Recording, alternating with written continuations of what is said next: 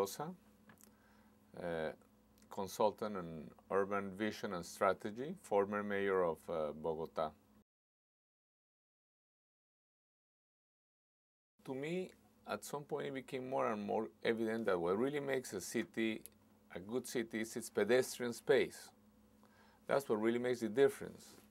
A city where you have great sidewalks, great parks, great pedestrian streets, great plazas.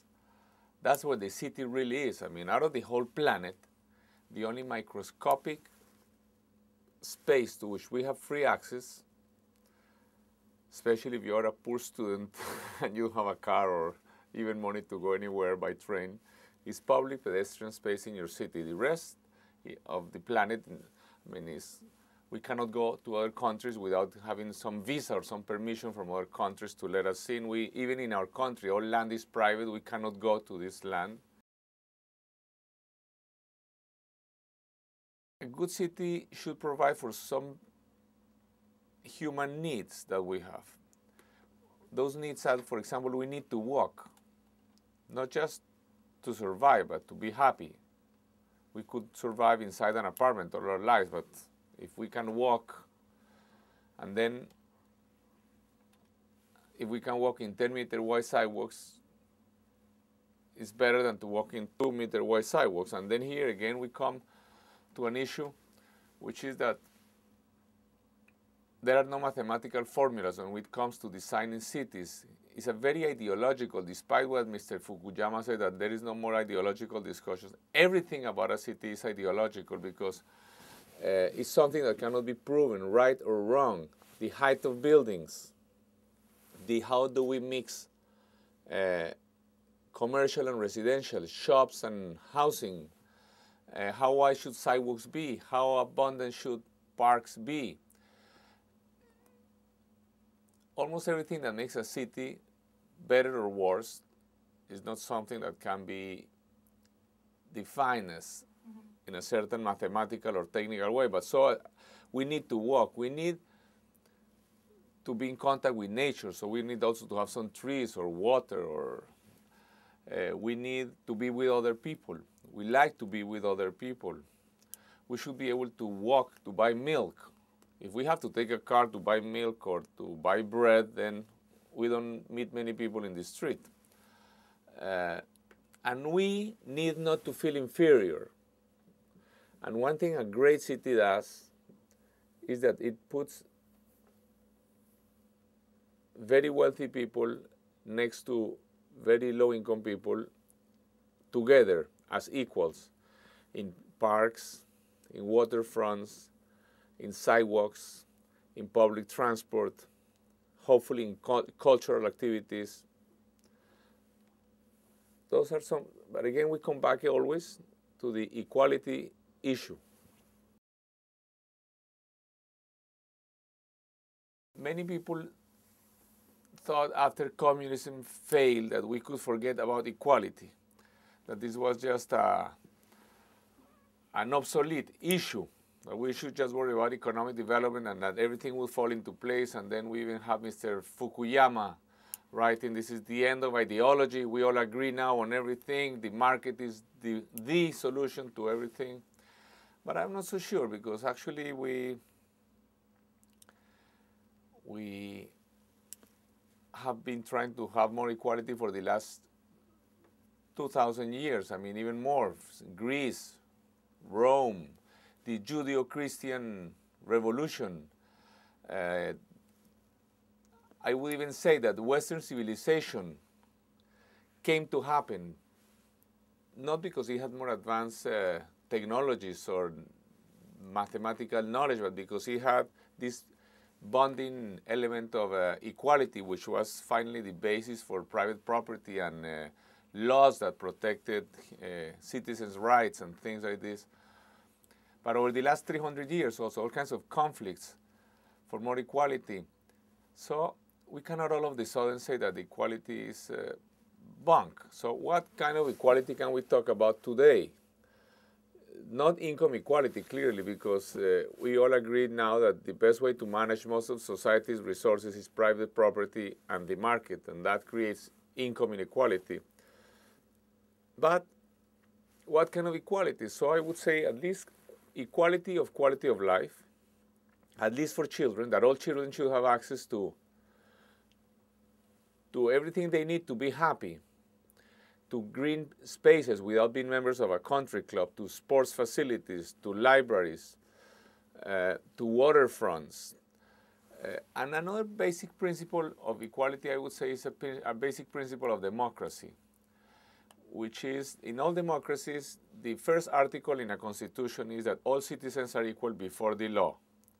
And a consequence of that, which is explicit sometimes in the constitutions, if not always implicit, is that public good prevails over private interest.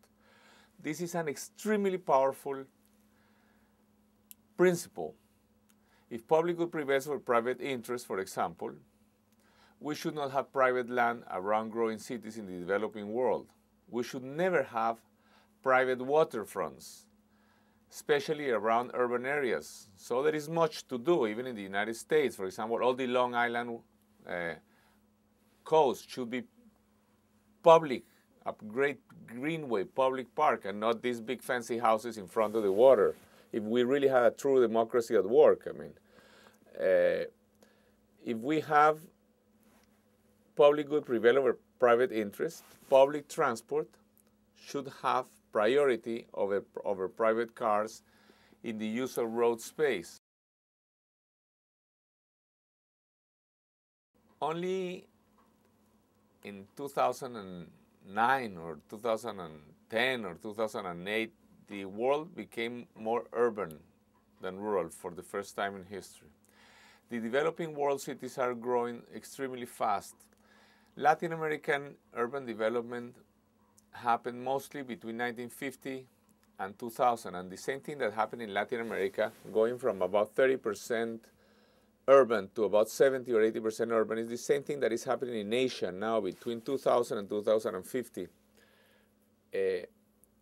Only in Asia, urban population is growing like by 45 million people per year. But the amazing problem is that we are not really well organized for this. It's something that is much easier than putting somebody on the moon, but yet, we have slums in many, many countries all over the world. We have people either in slums or people living in overcrowded rooms with their whole family. If we find slums everywhere, it cannot be because there was a bad mayor or a bad president, because it cannot be that all mayors are bad or stupid or corrupt everywhere in the world. There is a problem with the system. And the system has a problem because the market economy does not work well in the case of land around growing cities. The market works well when prices increase. I mean, as prices increase, for example, in the case of tomatoes, if the price of tomatoes increases, tomato production increases, and then the prices go down. But in the case of land around growing cities, if the price of land increases, the supply of land cannot increase, especially not the supply of land adjacent to the city where there is access to water, to schools, to jobs, to transportation.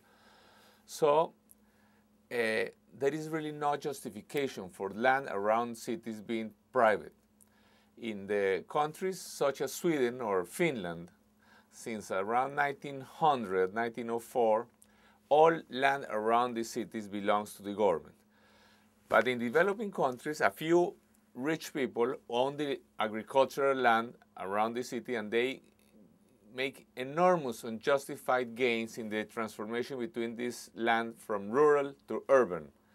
And there really are not effective tax schemes to tax this unearned profit from them.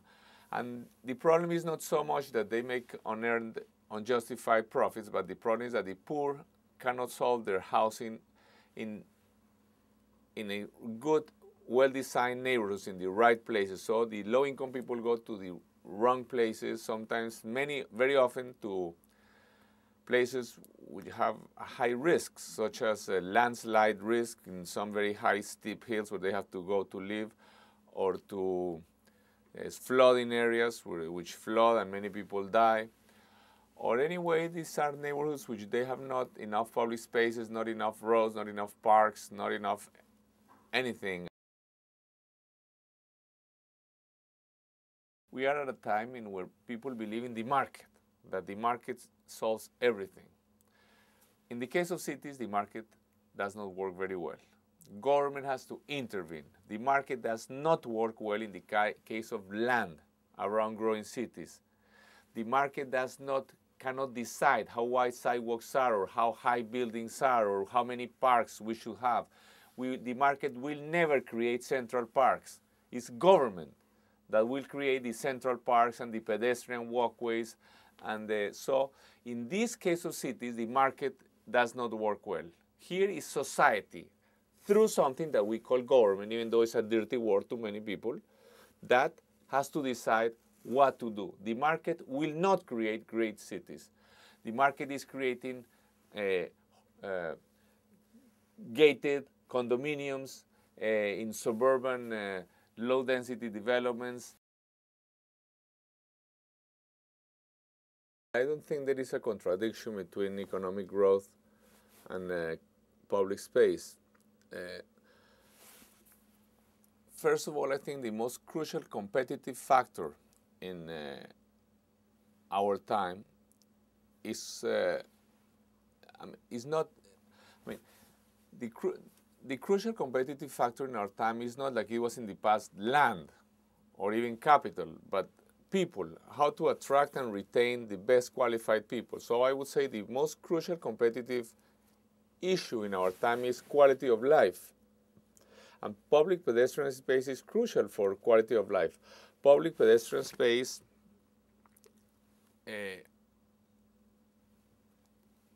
gives the city the quality it needs to retain great people. But also it's very important for the people who live there themselves, for the poor. I believe that there is no contradiction whatsoever in trying to have investments in great public pedestrian space. But great public pedestrian space, however, different from most things governments do, is not just a means. Most things governments do are a means to economic development. Governments invest in roads, in tunnels, in irrigation districts, in ports, in airports, because it's necessary for the country to produce material goods and services. Public pedestrian space, but they are a means to an end. The end, what is the end? The end is happiness. In the case of public pedestrian space, it's a very peculiar good because it's an end in itself. I mean, it's just to have great public space makes people happier and creates more social integration. Again, I believe it also creates economic development because actually, for example, if I ask some people to go live in some cities in the third world have serious problems, like Lagos in Nigeria. If people want to get some person to go live in Lagos, some expert engineer on something, they will have to pay him very, very much to compensate for the hardships of being in Lagos. Instead, when people go to Paris, it happens the opposite. People are willing to take a reduction in their material well-being. They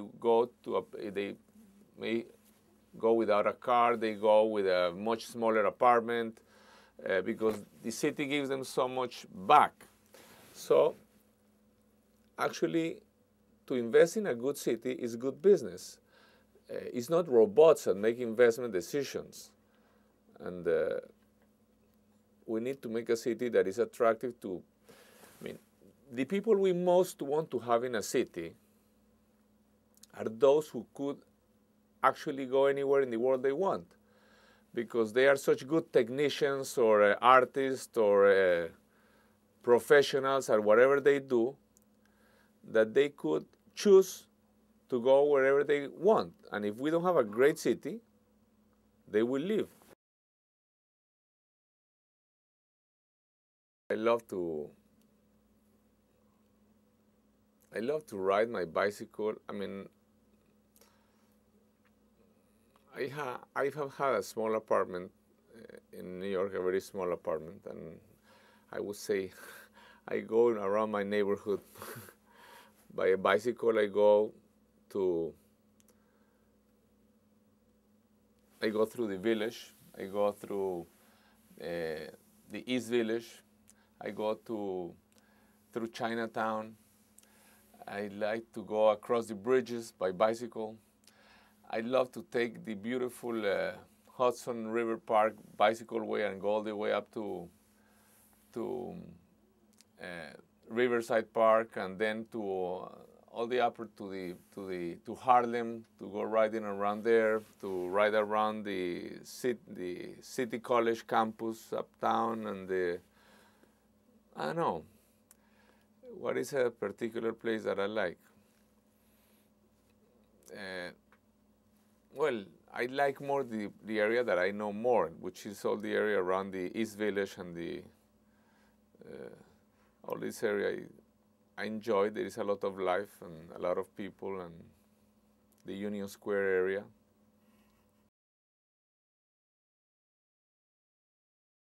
New York was very innovative. I like to tell the people in the developing world, look, New York, New York is very innovative. It was innovative in the past.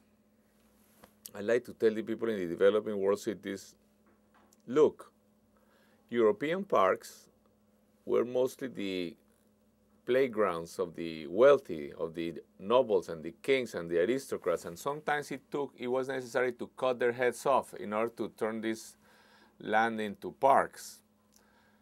But Central Park was a park done by a democracy, and it was done around 1870, when New York was smaller and poorer than most developing country cities today. And even with that example, developing country cities don't have many central-like park examples to show.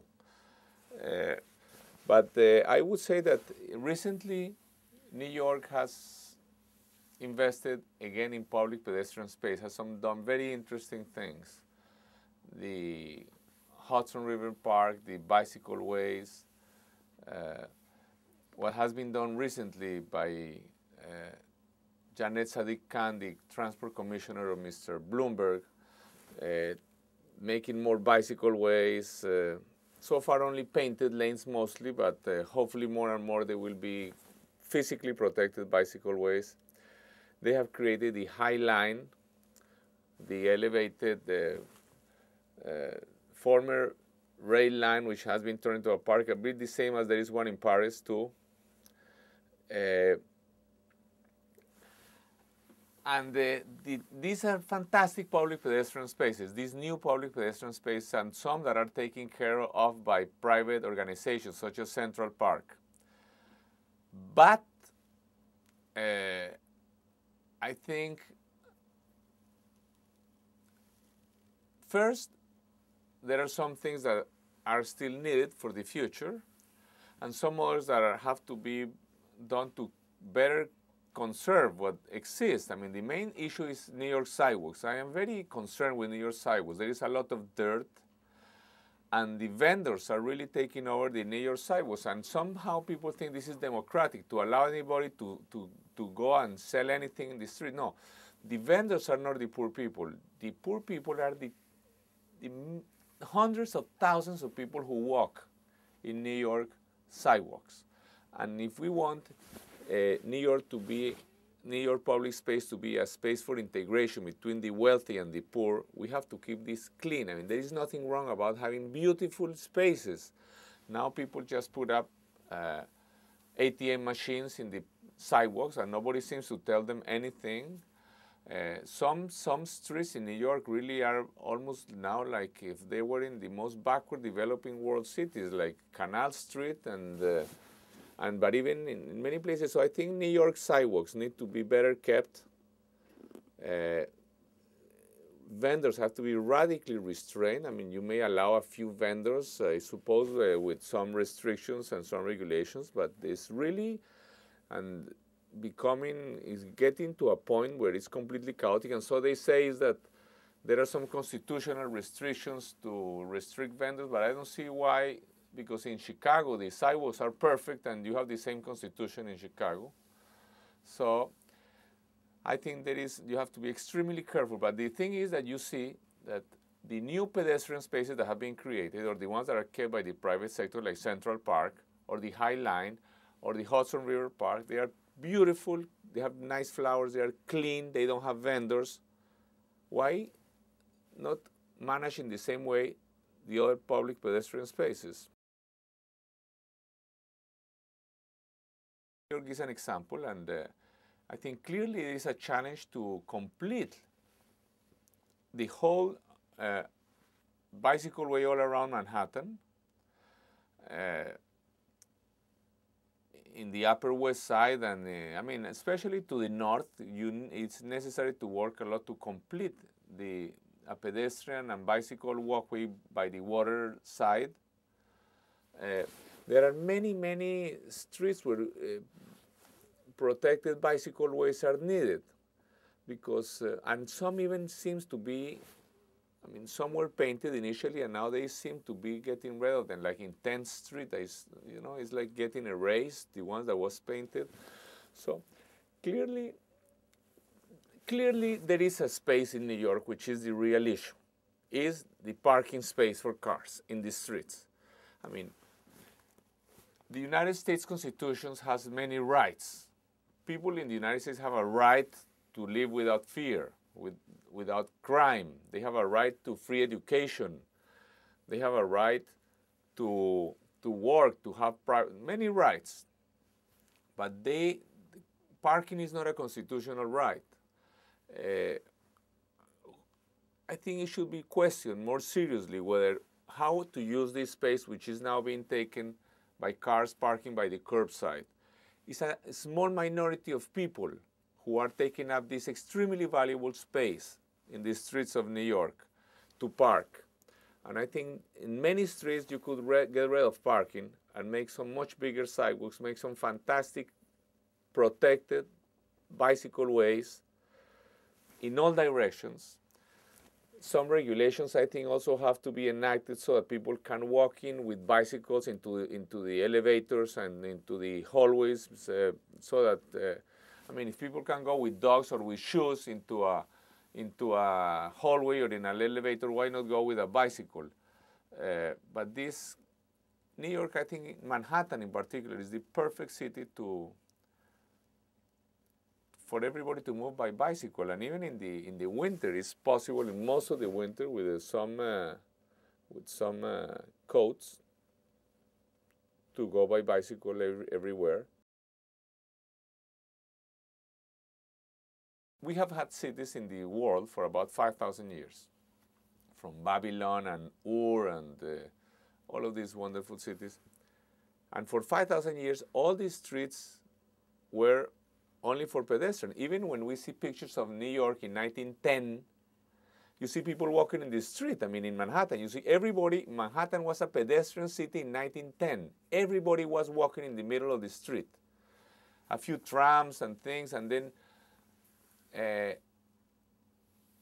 but the 20th century was a disaster because we made cities much more for cars than for people, and we made horrible things such as the FDR and things like this. But happily, all over the world, this began to change at the end of the 20th century. We realized we had made a big mistake everywhere, that we have made cities for cars, not for people. So in Europe, they began to pedestrianize streets. Now there is not one single city or town in Europe where there is not at least several blocks or a large area only pedestrian, or a few streets. They began to make bigger sidewalks to get rid of street parking. And everywhere in the world, I would say that in any advanced city today, transport policy translates into how to reduce car use.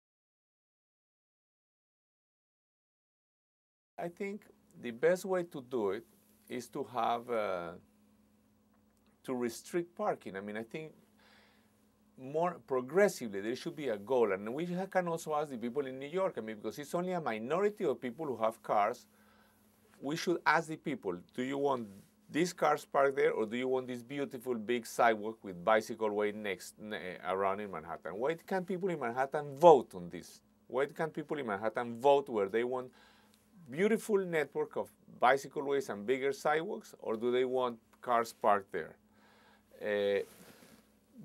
So I think the way to restrict cars in Manhattan is, first of all, to get rid of curbside parking in the street. But you cannot just do the negative reinforcement to get rid of the parking. You have to give something in exchange, which is a beautiful sidewalk or a beautiful bicycle way, or both. The second thing to do is to charge for the cars coming through the bridges, which are free. I mean, there are still many bridges. I mean, it's very easy to do congestion charging in Manhattan, because you don't really have to do congestion charging. You just have to charge for crossing the bridges.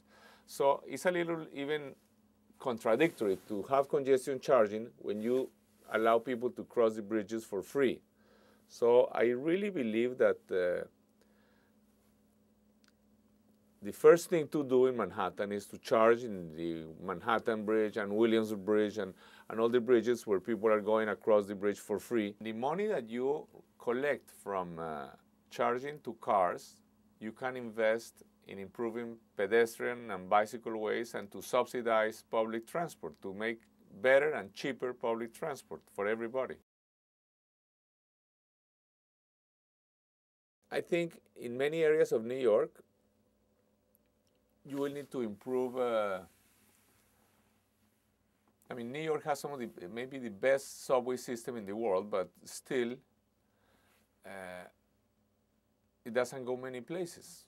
There are many places which are underserved by public transport, so you need great public transport. I think you need to improve the bus service. I mean, you need to have buses that go much faster. You need buses that really go on exclusive bus lanes, that go much faster to many more places. To take a bus in New York is absurdly slow. I mean, it's almost faster to go walking. We have to understand why people went to the suburbs. It's not because they were dumb. It's because the suburbs were providing some things that the dense cities were not. The suburbs provided, ironically, safe spaces for children to ride bicycles, because people wanted the children to play safe in the street and ride a bicycle. And ironically, these completely car-dependent environments provided that. Also, the suburbs provide green and contact with nature, more parks. But I believe it's possible to create cities which provide a little bit of both. Higher density environments. You don't need, by the way, 50-story high buildings to have high density. You can have, just with 5-6-story high buildings, you can have very high densities. A huge amount of pedestrian and bicycle networks, greenways, busways. And we could very easily, with very simple details, have completely different cities that would work much better than the ones that we have today. I see all over the United States, there is clarity. I talk to the Texas developers, and they talk like the most progressive and expert urbanists about mixed use and density and all that. But I think we have to be even more radical, because we talk about the new urbanism in the US, which is like going back to this quaint 1900 town. No, I think we can do some much more radical things with much bigger pedestrian spaces, some more creative and different conceptions of a modern city, given much more importance to the bicycle. I believe the bicycle, and now we have a new machine that I think is going to contribute to completely change the way we live, which is the electric bicycle, because this allows people to use bicycles over longer distances or over hills, or elderly people.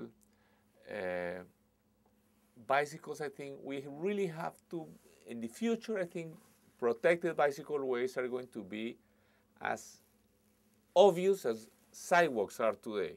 to have a protected bicycle everywhere.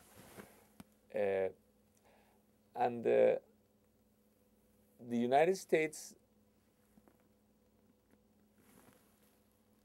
will have to develop in higher density environments. And the only way to do this is demolishing some of these inner suburbs and making higher densities. But this, what I'm trying to propose is that these new developments can be completely different. Not just the typical street and sidewalk, but you could have, as we are talking about, completely different urban environments.